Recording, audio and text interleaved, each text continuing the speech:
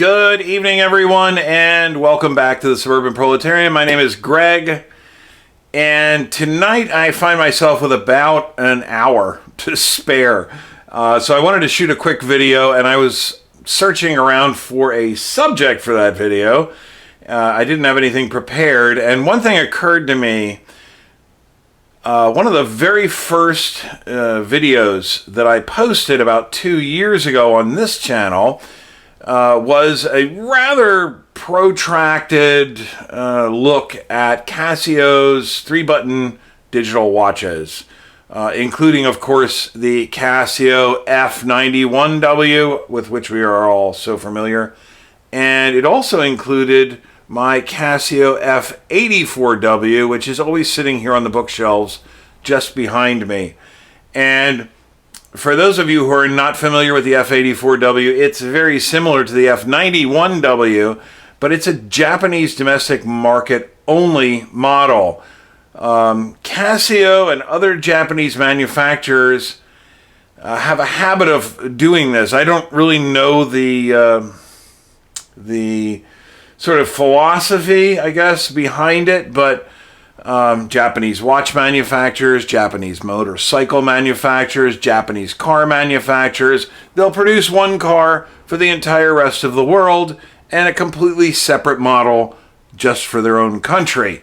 And the F-84W falls into that category.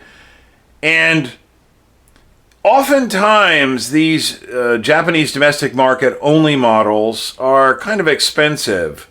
It's not cheap living in Japan, first of all, and second of all, then you've got to source them from Japan and get them shipped to the United States. And if it's a big ticket item like a motorcycle or a car, it can get really, really, really expensive. But even with watches, some of Seiko's JDM models and Citizen's JDM models can be quite expensive to buy if you live in the United States. The F-84W is an exception to the rule. I think I paid like $14 for this one. Now I had to wait for, I think almost 2 months for it to be delivered. I got free shipping, but that meant the very slowest shipping method possible.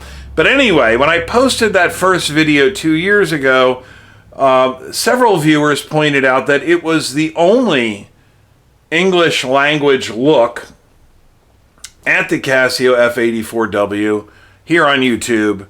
And last time I checked, I think it was still one of only a couple English language videos on the F-84W. And I've had several requests in the intervening time to do a follow-up review where we just take a look at the F-84W. So I don't know how enlightening this video is going to be, but let's go over to the tabletop and take a quick look at this watch, and we'll compare it with a couple of its brethren, but we'll mostly talk about the F-84W this time. All right, guys, so here is the F-84W, along with a couple of its brethren, the A-158 and the F-91W. I do promise this video is about the F-84W. These are just here for comparison. I'm going to shoot this thing fast. I'm going to edit it down. This is not going to get long and drawn out. But I do want to be able to give you an accurate comparison with the F-91W in particular because we're all so familiar with this watch. The reason I have the A-158 out here is just to show you how remarkably accurate this little JDM model F-84 is. It's in its original packaging. It has been for at least a year at this point.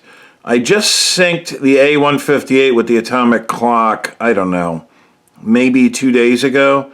And look at the F-84W. It is an hour off, obviously. This was last set during daylight savings time. This is on standard time. But look how close it is. This watch looks like it's probably lost a couple of seconds over the course of a year. Really unbelievable. So anyway, I just thought that was kind of interesting. I wanted to show you that before I took it out of its packaging. The packaging is Japanese domestic market packaging. This is how your Casio watch will come packed if you buy it in a store in Japan. I did buy this watch direct from Japan, and it was shipped here. Now, the watch isn't made in Japan, it was made in Thailand, but this is the Japanese packaging that you'll find in a Japanese store. So, it's basically just a little plastic sleeve with a hanger tag on here. And we'll open this up.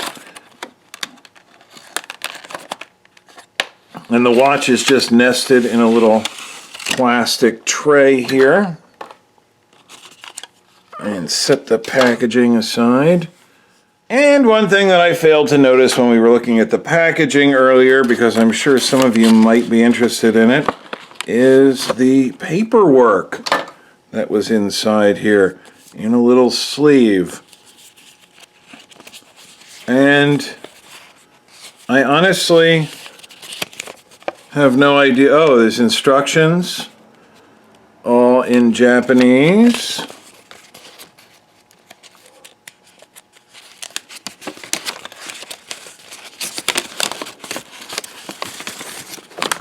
Wow, there's a lot of information here in Japanese. I'm pretty sure this tells you that you shouldn't go scuba diving wearing the F-84W. Well, it definitely means that. There's a little no scuba diving sign. So, and a warranty card. I can't imagine that'll do me any good. So, yeah, that's kind of interesting. And there it is. The infamous Casio F-84W. There's just always a lot of mystique around JDM models. To the average person, if you saw the F-84W next to the F-91W, you really wouldn't be able to hardly tell the difference. Both of these watches are probably made in the same factory. They were both made in Thailand. They're very similar sizes. The case backs are a bit different, but they use the same model 593 Casio module, quartz module to keep the time. The F-84W is just a little bit smaller. I don't want to get out the calipers and really drag this out, but you can see it's just a tiny bit smaller than the F-91W. This is 33 millimeters side to side, in between, you know, from case side to case side, so it's a little bit wider with the buttons and the little, I don't know what you would want to call these pads that stick out there, but it's 33 millimeters side to side. I think this is just about, okay, I will get out the calipers. Let's see how wide the F-84W is. Oh, it's actually not any narrower at all. It's also 33 millimeters. It just doesn't have those pads surrounding the buttons. The strap is a little bit narrower, as you can see. Again, they both do use the exact same module, same buttons, I believe, same functions. You've got your day of the week, date, and time. You can toggle over to a single alarm, which is set for 12 o'clock. You've got the same chronograph function as in the F-91W. The 3-button digitals are a little bit weird in that, for instance, the chronograph starts with this button here, but to reset it, you actually push the light button. So it resets and turns the light on as it's resetting, which is a little bit unusual. Well, it's not unusual. I mean, they make 3 million of these things a year. So it's, how unusual could it be? You could actually say that all the other watches in the world were unusual in comparison to these Casio 3-button digitals. If you toggle all the way through without messing with the alarm or toggling the chronograph, on the third screen, you will be in the settings screen. And then you can use the light button again to toggle through the various settings. That's the month, the date, the day of the week, and back to the time again. So, I mean, if you're familiar with the F-91W as far as function goes, you're going to be pretty familiar with this watch. Actually, I don't really know that I have a whole lot else to say about the F-84W other than it's a really cool JDM model. Oh, another difference is it actually has case lugs. The strap can fold upwards like this because there are actually exposed lugs, whereas the F-91W's case is sort of a lugless design. But it's just very, very similar to the F-91W. It wears very, very similarly to the F-91W. It's virtually exactly the same size as the F-91W, although it appears a little bit thinner because there are no pads around those buttons. Some people think the slightly narrower strap makes it wear a little bit slimmer.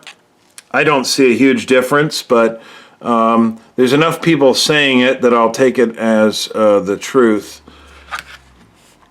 So if you really like the F-91W, I can't imagine why you wouldn't like the slightly older F-84W.